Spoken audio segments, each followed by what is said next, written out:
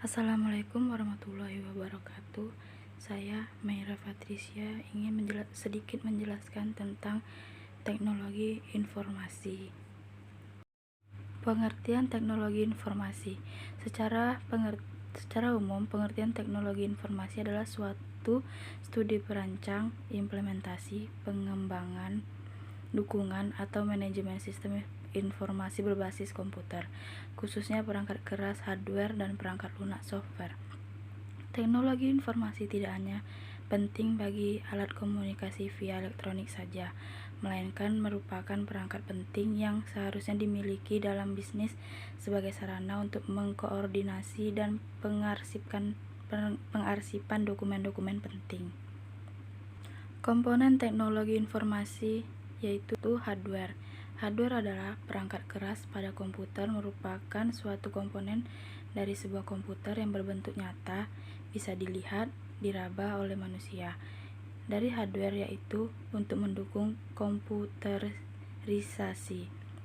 Kedua, software. Software adalah data yang diprogram, disimpan, dan diformat secara digital dengan fungsi tertentu. Ketiga, brainware. Brainware adalah seorang manusia yang mampu menggunakan dan menjalankan perangkat lunak atau keras pada sebuah komputer. 4. Data, informasi, dan pengetahuan. Fungsi teknologi informasi. 1.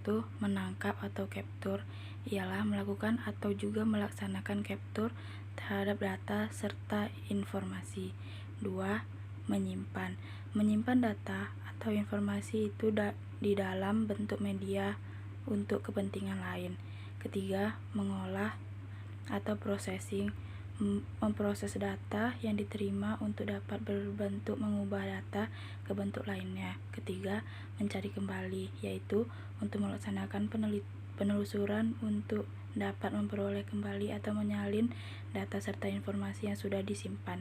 Kelima, menghasilkan, yaitu merupakan mengorganisasi data serta informasi ke dalam bentuk yang lebih bermanfaat. Manfaat teknologi informasi. 1. Untuk pendidikan. Dengan adanya teknologi informasi di dunia pendidikan, terutama komputer, membuat siswa lebih efektif dalam belajar.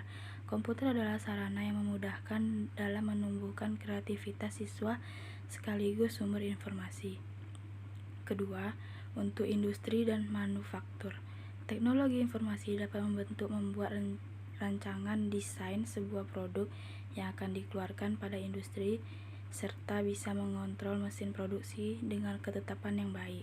Apalagi seperti yang kita ketahui, industri membutuhkan hal yang cepat untuk produksi dalam jumlah besar. Ketiga, untuk kedokteran. Bisa dimanfaatkan dalam mendiagnosa suatu penyakit dan mengambil gambar semua organ tubuh dengan komputer. Bahkan, teknologi merupakan bagian yang tidak bisa dipisahkan dengan bidang kedokteran saat ini seperti scan, radiologi, maupun USG. 4. Teknologi informasi dapat untuk pemerintahan. Teknologi informasi dapat diaplikasikan dalam mengolah suatu data dan informasi yang ditujukan kepada masyarakat, bisa meningkatkan hubungan antara pemerintah dan masyarakatnya, sehingga apa yang terjadi di suatu daerah tertentu dapat diketahui dengan cepat menggunakan teknologi. Berikut adalah contoh-contoh perangkat hardware. Yang pertama, keyboard, yang kedua, mouse, yang ketiga, touchpad, ketiga, scanner, kelima, printer, keenam, monitor, dan lain-lain. Berikut adalah contoh perangkat software, yaitu yang pertama, Microsoft Word, merupakan software yang saat ini bisa Anda gunakan untuk mengetik dan mengedit sebuah dokumen dalam tampilan kertas. Yang kedua, Microsoft Office PowerPoint, merupakan software yang digunakan untuk membuat sebuah presentasi.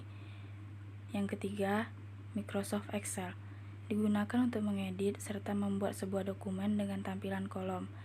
Yang keempat, Mozilla Firefox, sebuah software yang berguna yang dapat Anda gunakan sebagai peramban web lintas platform bebas dengan sumber terbuka. Brainware digolongkan menjadi 5 bagian, yaitu yang pertama analis, yang kedua programmer, yang ketiga administrator, yang keempat operator, yang kelima teknisi. Perkembangan teknologi informasi pada saat ini.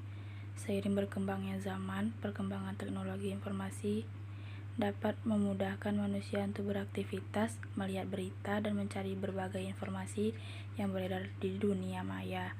Dengan kemajuannya, teknologi ada dua dampak negatif dan positif tentang teknologi saat ini. Mulai dari berita apapun yang mungkin bisa kita lihat pada sosial media, banyak sekali beredar informasi-informasi yang bermanfaat bagi kita untuk bisa memaksimalkan segala aktivitas yang ada saat ini. Perlu kita ketahui juga bahwa dengan teknologi segala aktivitas bisa berjalan dengan mudah dan praktis, sehingga membantu banyak untuk kegiatan kita ke depannya. Dampak positif yaitu perkembangan teknologi di kalangan saat ini dapat memudahkan mencari informasi dan memudahkan pekerjaan, tergantung bagaimana kita menggunakan teknologi yang dapat bermanfaat bagi kita dan orang lain.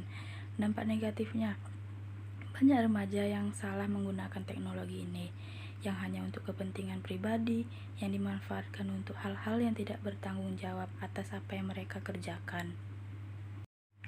Mungkin sedikit itulah materi yang bisa saya sampaikan tentang teknologi informasi ini. Jika saya salah kata atau kalimat, mohon dimaafkan. Assalamualaikum warahmatullahi wabarakatuh.